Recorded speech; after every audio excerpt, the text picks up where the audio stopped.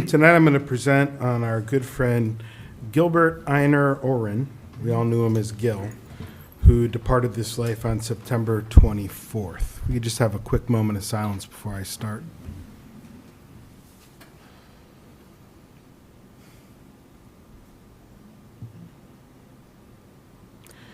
Gil was born in Plainfield on December 14th, 1940.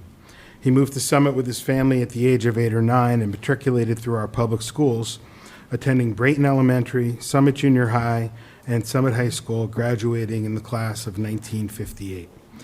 As a youngster, Gil spent most of his time at the field, which most of you know as Memorial Field, playing football, baseball, and other sports. Sports were his first true love.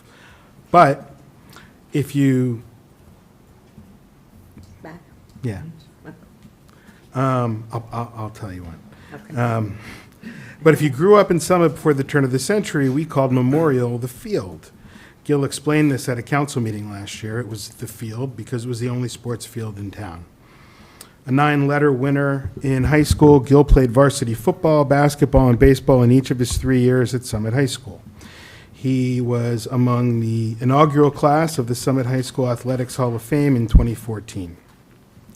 His yearbook quote, which is up on the screen, says it all. 3-letter man, handsome, easygoing, solid build, sports and more sports. His classmates even voted him best looking. There's a cartoon of him up there with his flat top. That's probably what first caught the attention of another of his true loves, his wife of 58 years, Fran, when they met at a parking meter on Union Place in 1966. There he is with Fran in his Summit football gear. I've got my Summit football tie on tonight in honor of Gil. Before that, Gil graduated from Middlebury College in Vermont in 1962. He played football all 4 years, as well as freshman basketball and baseball as a sophomore and a junior. He was president of his fraternity, Sigma Phi Epsilon, as a senior. You may notice on there it says he's living in Jackson, Tennessee. The family moved there for about a year, during which time they either took a train or drove to every one of his football games up in and around Vermont.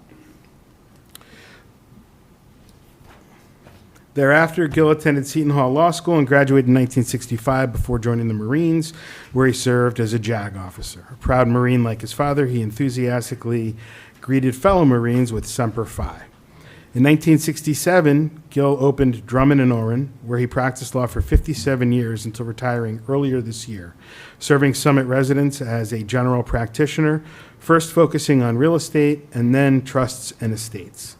The highlight of his career was winning a case before the New Jersey Supreme Court in 1982, captioned Spiewak and versus the Board of Education of Rutherford.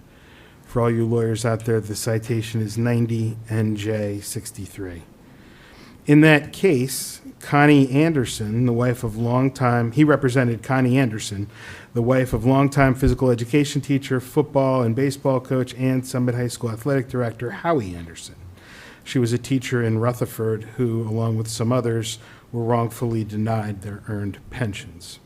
Another highlight of his legal career must have been representing Summit High School football, basketball, and baseball phenom, Willie Wilson, who was also a member of the Summit High School Athletic Hall of Fame inaugural class in 2014. He did that as a young lawyer in contract negotiations with the Kansas City Royals, where Willie played 19 years and is a member of the Royals Hall of Fame.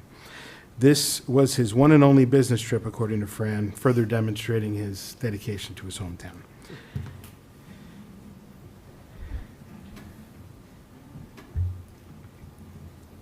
Not seeming to get anywhere else.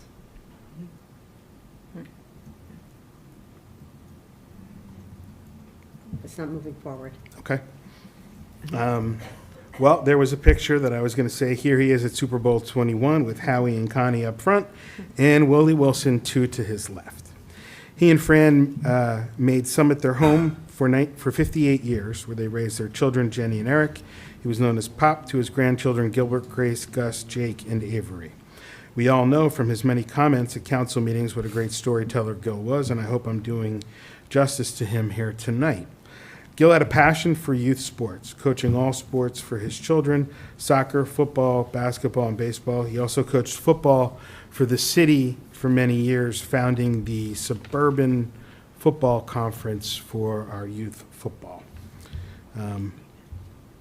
There was a picture of him accepting the Stuart Reed Award presented by the YMCA in 1981 for his service to Hilltopper youth. For years, Gil also scouted for the Summit High School football team as well.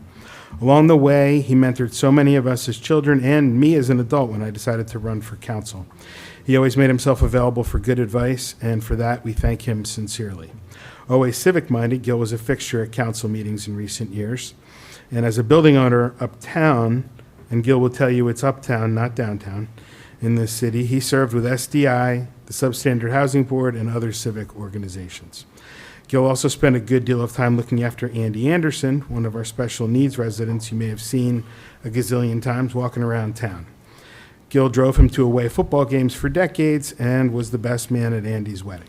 If you ever wondered how you saw Andy walking as you left for a game and he still beat you there, now you know. A man of God, Gil was active in his church 50 years, Central Presbyterian, larger than life. There was a photo of him emceeing an event in a Celebrate Summit t-shirt. What I will remember most about Gil is that his passion for Summit was contagious. Gil remains an inspiration to me and others I know to give back to the city that has given us all so much. Gil passed at Overlook Hospital in Summit on September 24th, surrounded by his loving family and listening to the classical music he so adored. Services and an SHS football celebration will be held at later dates, which will be announced on the Bradley Funeral Home obituary page. Condolences may be shared with Gil's family by mail or through the www.bradleyfuneralhomes.com website.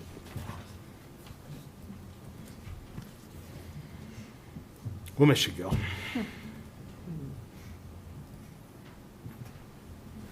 Thank you, Councilman Pawlowski. I think we all will. He's a great man and a fixture in Summit, and I think our community is going to miss him as well.